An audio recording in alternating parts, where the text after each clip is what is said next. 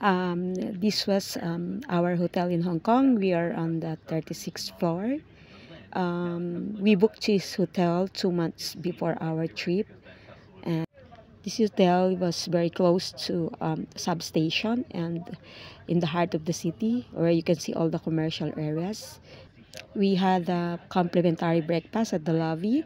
It is free, just coffee and varieties of bread, just to fill our stomach actually.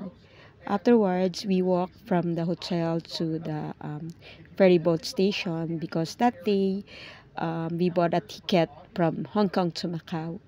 So instead of taking a tram bus, we decided to walk to enjoy the place. But first, we dropped by to 7-Eleven to buy some medicine because I had a stomach flu that time.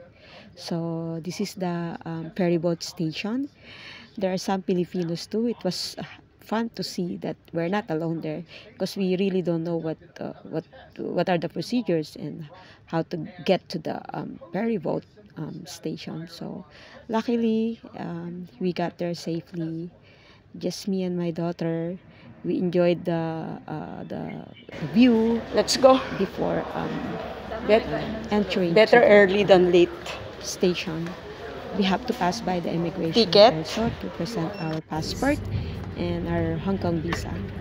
So when we get there, it's like you're in the plane also. There's a small table, and luckily we got the window seats. So we're able to enjoy the view of the sea and the islands. I actually enjoyed the rides.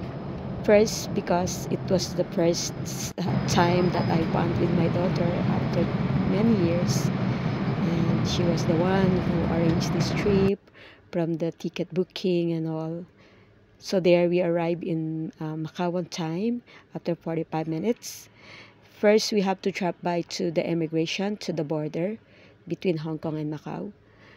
It's not a hassle. It's much hassle if you will take the bus actually. So we just presented our passport there. They check our Hong Kong visa, and we took the shuttle bus to the tourist spot. And our first stop was in the ruins. We got there early. Luckily, there's not much people around, not much tourists. So we were able to take photos, take videos. But of course, first, we have to drop by to the pharmacy and to search for my medicine again because I had a stomach flu due to the food that we ate the other night. We tried the Singaporean food, but unfortunately, afterwards, after a few minutes, I had to run back to the hotel because of diarrhea. Anyway, the view in Macau is outstanding. It was nice, neat. It looked like from the new era, you went back to the old era.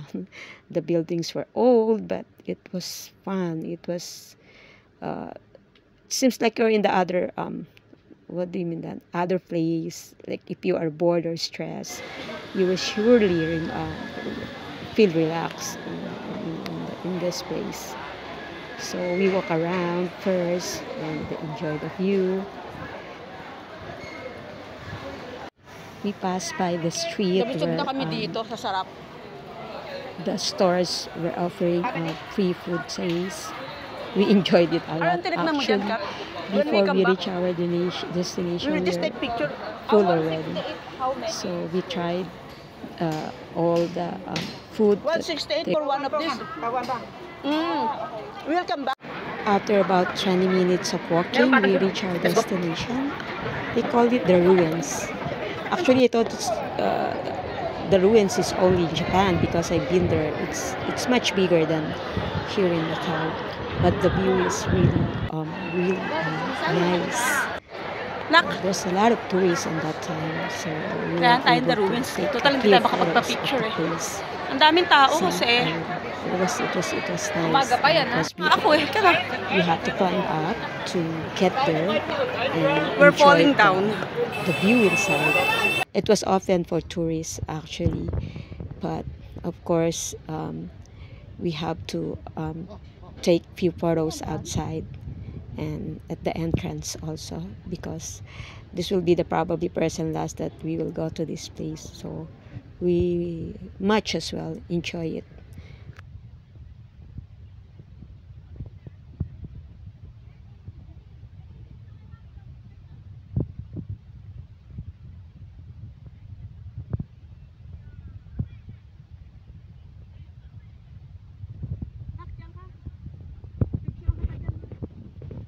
Ay, video, teka.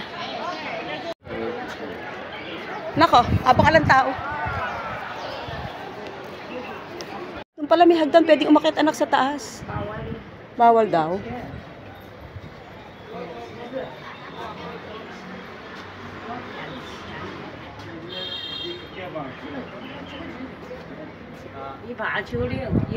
Ano yan? Parang malalaglag na. Ganda, no? Luman-luma. At saka ano yung nasa ilalim? Anak, nakasabay tayo sa mga senior. And step on the glass. Hindi ba bibigay yung glass? Parang natakot ako. Lakad ka dyan, nak. Pwede naman. Takot nga eh. Iniwasa ko nga, baka biglang pumagsak. What's in there? Shall we go? Okay.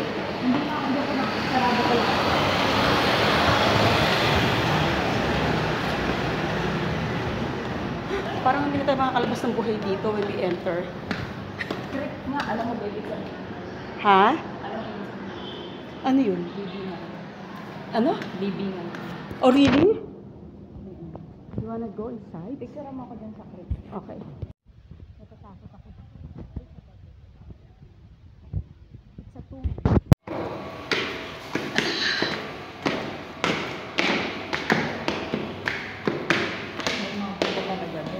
Oo. Wala lang kalagay kung anong sinika. They do not know.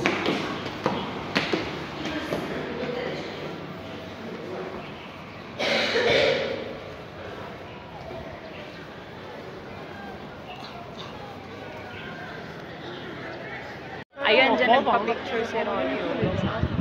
Saan? Dun sa lalaki mo. Tapos binayaran. Hindi, wala.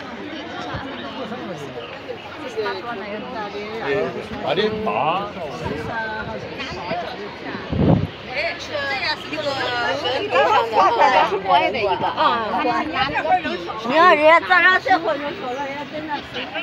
na yun.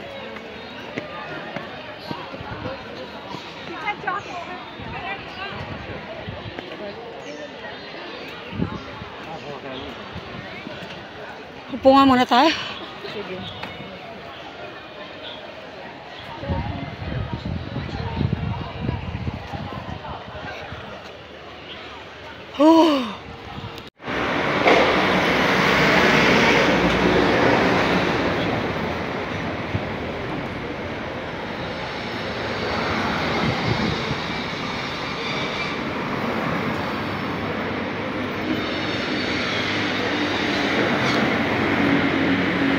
Church ba yun?